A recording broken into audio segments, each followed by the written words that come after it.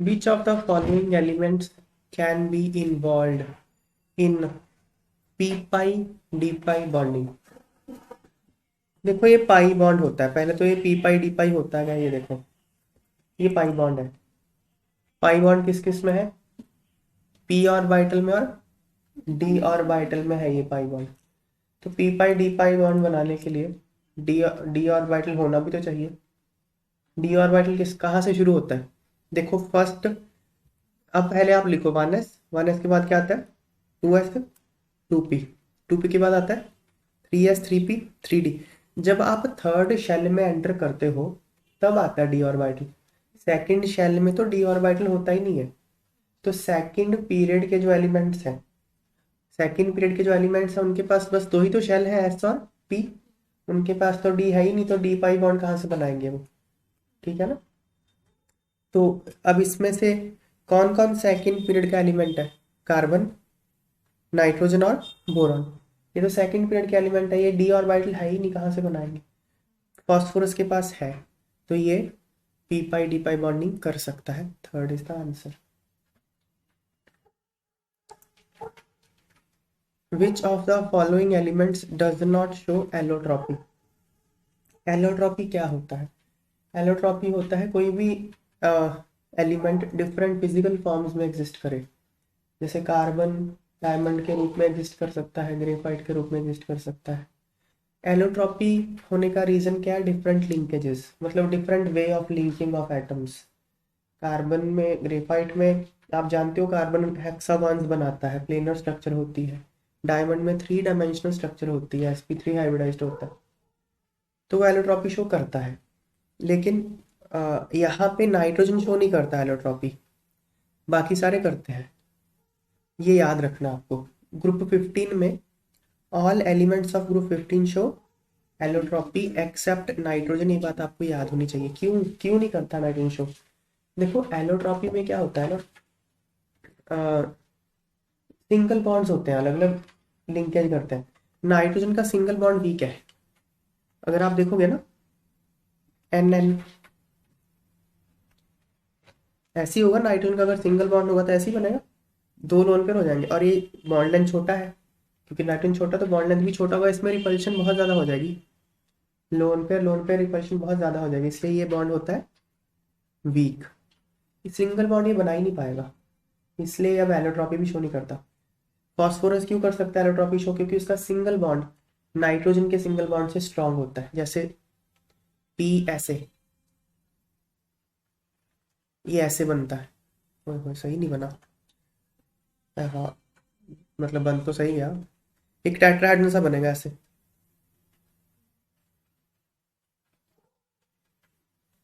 ऐसे। समझ में आई बात? यहाँ लोन पेयर होगा सबके पास। So every P is phosphorus is sp3 hybridised. ये वाइट फॉस्फोरस है, दिस इज वाइट फॉस्फोरस। इसमें फॉस्फोरस आपस में सिंगल बॉन्ड बना रहा है, क्योंकि वो बना सकता है सिंगल बॉन्ड, नाइट्रोजन नहीं बना पाएगा। फिर ऐसे ये हो गया वाइट फॉस्फोरस। फिर रेड फॉस्फोरस होता है, उसमें ये ओपन हो जाता है, एक बॉन्ड ओपन होके ऐसे लीनियर स्ट्रक्चर बन जाती है। फिर ब्लैक फॉस्फोरस पॉलीमर होता है, वो हम आगे देखेंगे। बट एलोट्रॉपी ये शो कर सकता है, क्योंकि सिंगल बॉन्ड इसका फिर भी नाइट्रोजन स्ट्रांग होता है। तो नाइट्रोजन क्या करता है फिर? नाइट्रोजन का सिंगल बॉन्ड तो स्टेबल नहीं रह पाएगा, तो वो ट्रिपल बॉन्ड बना लेता है ऐसे, ऐसे रहता है वो, गैस की फॉर्म में रहता है। एलोट्रॉपी नहीं शो करेगा वो। ठीक है। तो कैटिनेशन नहीं, मतलब कैटिनेशन नहीं कर पाएगा ना। एलोट्रॉपी शो करने के लिए कैटिनेशन शो करनी चाहिए उसको। कैटिनेशन क्या होता है? अपने साथ ही लिंक करते रहो और लंबा सारा स्ट्रक्चर बना लो, इसको कैटिनेशन कहते हैं। तो नाइट्रोजन तो अपने साथ लिंक करना ही नहीं चाहता, सिंगल बॉन्ड। ठीक है ना। नाइट्रोजन की मैक्सिमम कोवलेंसी 4। कोवलेंसी होता है कि कोई कितने अपने आसपास कितने पड़ोसी रख सकता है, अपने आसपास कितने, मतलब वो कितने सिग्मा बॉन्ड्स बना सकता है, उसकी कोवलेंसी हो गई वो। तो 4 से ज़्यादा तो बना ही नहीं सकता है, क्योंकि 4 क्या है नाइट्रोजन के पास? 2s और 2p ही तो है। एक और बाइटल ये ला, 3 और बाइटल ये रहे, तो 4 और बाइटल हो गए ना टोटल। तो बस 4 और बाइटल है इसमें, तो 4 बॉन्ड बनाएगा। कोई भी सेकंड पीरियड का एलिमेंट 4 से ज़्यादा बॉन्ड नहीं बना सकता। तो 4 आंसर इसका है। Elements of group 15 form compounds in +5 oxidation state. Yes, पहले तो ग्रुप 15 एलिमेंट्स का आप इलेक्ट्रॉनिक कॉन्फ़िगरेशन देखो क्या है। NH2 NP3, ये है नहीं है, NH2 NP3 है ना। तो ये कौन कौन सी ऑक्सीडेशन स्टेट शो करता है नॉर्मली? अगर तो ये 3 इलेक्ट्रॉन लूज कर दे तो +3 करेगा, अगर ये 5 लूज कर दे तो +5 करेगा, ये 3 गेन भी कर सकता है तो -3 करेगा। 3 गेन कर सकता है ना, ये इनकी कॉमन ऑक्सीडेशन स्टेट्स होती है, +3 +5 और -3। अब इसमें इनका स्टेबिलिटी का ट्रेंड होता है, वो देखो क्या है। देखो इलेक्ट्रॉन गेन करने की टेंडेंसी डाउन द ग्रुप कम होगी या बढ़ेगी, बताओ मुझे। डाउन द ग्रुप साइज तो बड़ा हो रहा है, नाइट्रोजन, फॉस्फोरस, आर्सेनिक, एंटीमनी, तो जो इलेक्ट्रॉन गेन करने की टेंडेंसी है वो तो कम हो जाएगी ना, क्योंकि इलेक्ट्रॉन पास में ज्यादा अट्रैक्शन फील करता है। इसलिए -3 की स्टेबिलिटी क्या होती है, डिक्रीज हो जाती है down the group, decreases down the group. फिर +5 की स्टेबिलिटी भी डिक्रीज करती है डाउन द ग्रुप।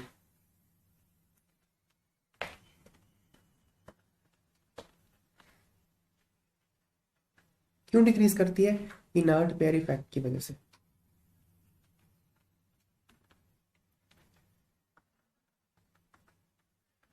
हायर, इसको आप ऐसे याद रखना, हायर ऑक्सीडेशन स्टेट की स्टेबिलिटी डाउन द ग्रुप कम होती है पी ब्लॉक के लिए, ठीक है। डी ब्लॉक के लिए उल्टा काम, डी ब्लॉक के लिए हायर ऑक्सीजन स्टेट की स्टेबिलिटी डाउन द ग्रुप बढ़ती है, याद रखना ये बात। यहाँ पे क्या हो गया ना, देखो ये पेयर इनर्ट हो जाता है, ये वाला NH2। अगर +5 ऑक्सीडेशन स्टेट शो करनी है तो NH2 वाले इलेक्ट्रॉन्स को बॉन्डिंग में पार्टिसिपेट करना पड़ेगा। पर जैसे जैसे आप नीचे आओगे ये इलेक्ट्रॉन न्यूक्लियस की तरफ ज्यादा अट्रैक्ट हो जाएंगे। क्यों? क्योंकि आप अगर देखो आप इनका वो देखो, इलेक्ट्रॉनिक कॉन्फ़िगरेशन हम लोग लिखते हैं इनका, नाइट्रोजन, फॉस्फोरस, आर्सेनिक, एंटीमनी और बिस्मथ, यही है ना। कौन से पीरियड का एलिमेंट है ये देखो जरा, nitrogen second period, phosphorus third period, nitrogen phosphorus, arsenic AS होता है भाई, ये फोर्थ पीरियड, फिफ्थ पीरियड और सिक्स्थ पीरियड, ठीक है। 3D सीरीज कहाँ आती है? यहाँ पे 3D सीरीज आती है, यहाँ पे 4D सीरीज, यहाँ पे 5D आती है और 4F भी तो आती है ना। अब देखो जब आप इसकी इलेक्ट्रॉनिक कॉन्फ़िगरेशन लिखोगे तो इसको शील्ड कौन करता है? 3D। इसकी आप इलेक्ट्रॉनिक कॉन्फ़िगरेशन, इसको शील्ड कौन करता है? 4D। इसकी जब आप इलेक्ट्रॉनिक कॉन्फ़िगरेशन, इसको कौन शील्ड कर रहा है? 4F और 5D। अब 4F और 4F का है तो शील्डिंग इफेक्ट इतना बेकार है, very poor shielding effect. 5D का बहुत अच्छा तो नहीं है, तो इनका तो शील्डिंग इफेक्ट ही बहुत कम है। इसलिए ये जो इसके जो ये 6s2 इलेक्ट्रॉन होंगे, यहाँ पे 6s2 6p3 होंगे ना, ये जो 6s वाला इलेक्ट्रॉन होगा 6s2 वाला, ये न्यूक्लियस की तरफ बहुत ज्यादा अट्रैक्ट हो जाएगा, बिकॉज ये उसको शील्ड अच्छे से नहीं कर पा रहे, इसलिए ये बॉन्डिंग में पार्टिसिपेट करना नहीं चाहेगा। इसको कहते हैं इनर्ट पेयर इफेक्ट, ठीक है।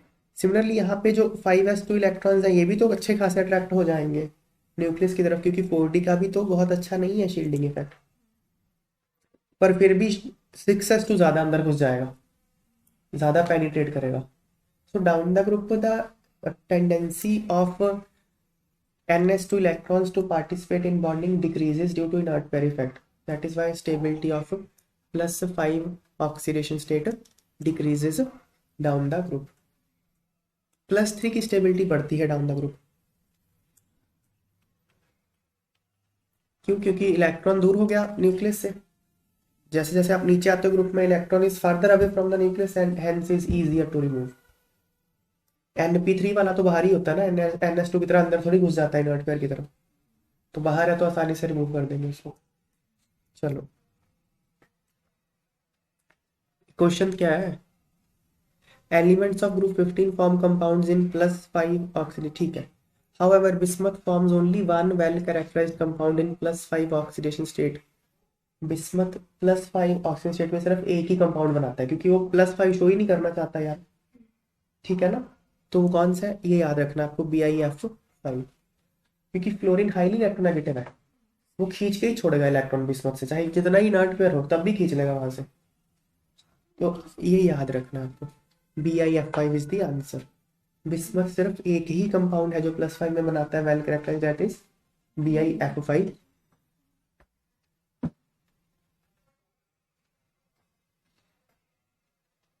ओके।